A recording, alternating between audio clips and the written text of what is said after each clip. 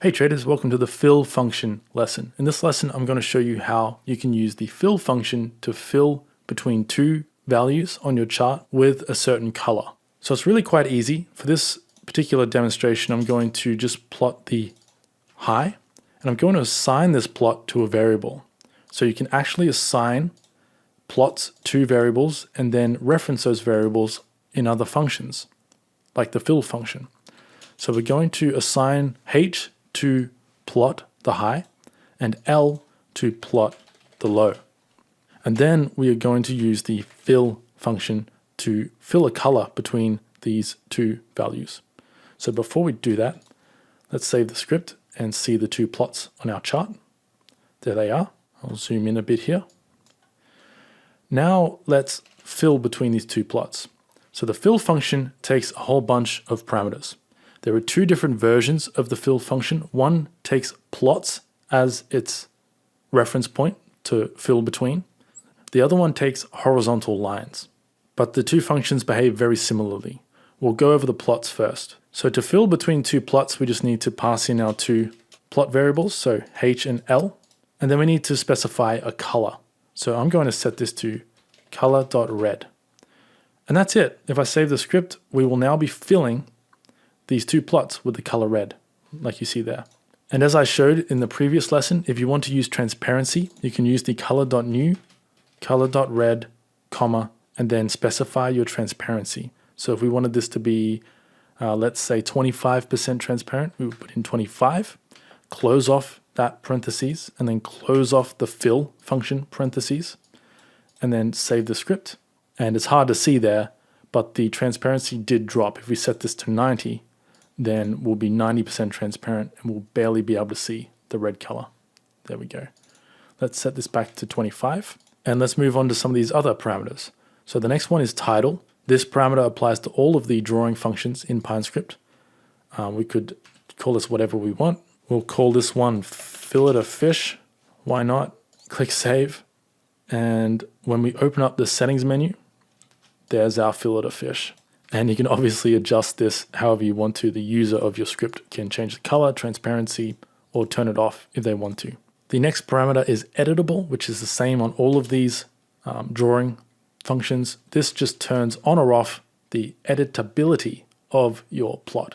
So if by default, it's obviously set to true because we can edit it here. But if we set this to false, save the script, then now when we open this up, there is no fillet of fish. Very disappointing. Don't know why you would want to deny the users of your script the ability to edit your fillet of fish, but if you're a party pooper like that, you can do that in your script using the editable parameter. So the next parameter that we can work with our fill function is fill gaps. So before we use this, let's create a gap in our plots. To do that, I'm going to hard code a little conditional statement in here. This is a little bit advanced. We'll cover this stuff in a future chapter of the course. So don't feel overwhelmed when you see this code. If you're new to programming, this might scare you a little bit, but don't worry, I'll explain exactly how this works in a future lesson. This is just to demonstrate what gaps look like when you're plotting onto your chart. So for this, I'm going to say, is the high greater than 116? Question mark. If so, plot the high, otherwise plot nothing. Now again, don't worry if this looks confusing to you. It's not important for this lesson. All we want to do here is generate some gaps in our plots. So let me save this script. Now you can see that our lines have become some sort of abstract art project. And I need to change this to the low. And now if I save the script, there we go. Now it might be easier for you to see what's going on here if I change the style of our plot, like I showed in the previous lesson on the plot function.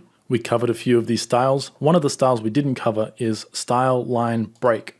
So if I copy that down here and save the script, you can now see that there's gaps, there's breaks between some of our plots. That's because of the style we've selected here. And notice that our fill function does not fill between these gaps. Well, we can change that with the fill gaps parameter. If I set this to true and save the script, these gaps will now be filled by the fill function. Now the final parameter I haven't covered yet is the show last parameter. Now this does the same thing as it does in the plot lesson. if I set show underscore last to 10, for example, and we get rid of all of this and reset my chart, the fill function is now only filling the last 10 bars on our chart. So that's it for the plot version of the fill function. When we use the fill function to fill between two plot variables, those are all the parameters we have to work with. Now I'll show you how to use the horizontal line version of this fill function. So under syntax down here, you'll see that we have two fill functions, one with h-lines, one with plots. To use h-lines, it's quite easy. All we do is use the h-line function, and then we pass in a value. So for this example, I'm going to pass in 1.16, and for the bottom h-line, I'm going to pass in 1.155. And for this, let's set the color to color.green. And now let's save the script. And now we have an error here. I forgot that we need to include at least one output function call, like a plot, bar color, etc. We need to draw something onto the actual chart. So to do that, I'm just going to plot NA, which will just draw nothing onto our chart. If I save the script, there we go. Now it works fine. If I shrink this box down a little bit, you can see our two horizontal lines here at 116 and 155. And we're filling between those two horizontal lines.